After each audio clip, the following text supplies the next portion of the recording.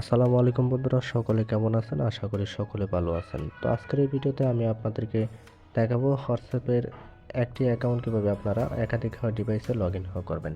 Normally আমরা যদি একটি অ্যাকাউন্ট আমরা একাধিক ডিভাইসে লগ ইন করতে যাই, সেক্ষেত্রে কিন্তু প্রথম হওয়া ডিভাইসটি লগ আউট হয়ে যায়। তো এই জন্য কিন্তু দ্বিতীয় ডিভাইসে করা যায় না। তো এই ভিডিওতে আমি আপনাদেরকে করে দেখাবো যে কীভাবে আপনারা একটি অ্যাকাউন্ট বিভিন্ন ডিভাইসে লগ ইন করবেন। আমি আপনাদের দেখাবো যে এই ডিভাইসের হোয়াটসঅ্যাপ অ্যাকাউন্টটা কীভাবে আপনারা অন্য একটি ডিভাইসে লগ ইন করা যায়। তো এটা দেখছেন যে আমার হোয়াটসঅ্যাপ অ্যাকাউন্ট। তো এই হোয়াটসঅ্যাপ অ্যাকাউন্ট আমি অন্য একটি ডিভাইসে লগ ইন করার জন্য সর্বপ্রথম আমি এই থ্রি ডট মেনুতে চলে যাব। থ্রি ডট মেনুতে চলে আসার পর এখানে দেখতে পাচ্ছেন লিঙ্কড ডিভাইস, এটিতে ক্লিক করব। ক্লিক করার পর লিঙ্ক এ ডিভাইস এই অপশনটিতে ক্লিক করে দেব। এখানে ইউজ মোবাইল ডাটা এটাতে ক্লিক করে দিলাম।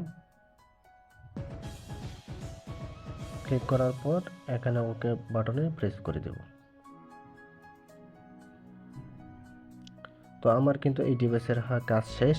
এখন আমি যে ডিভাইসটিতে লগ ইন করতে চাচ্ছি সেই ডিভাইসের কাজ। আর সেই ডিভাইসটিতে আপনি আপনার হোয়াটসঅ্যাপটি ডাউনলোড করে নেবেন প্লে স্টোর থেকে এবং এরকম ইন্টারফেসটি দেখাবে। তারপর এগ্রি টু কন্টিনিউ এখানে ক্লিক করে দিবেন। তারপর এখানে কিন্তু মোবাইল নাম্বার চাওয়া হবে।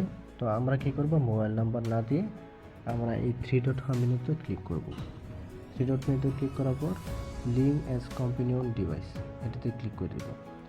তো যে কিউআর কোডটি শো করতেছে এটা কিন্তু আমি আমার প্রথম যে মোবাইলটি রয়েছে সেটি এখানে স্ক্যান করে দেব। স্ক্যান করলে কিন্তু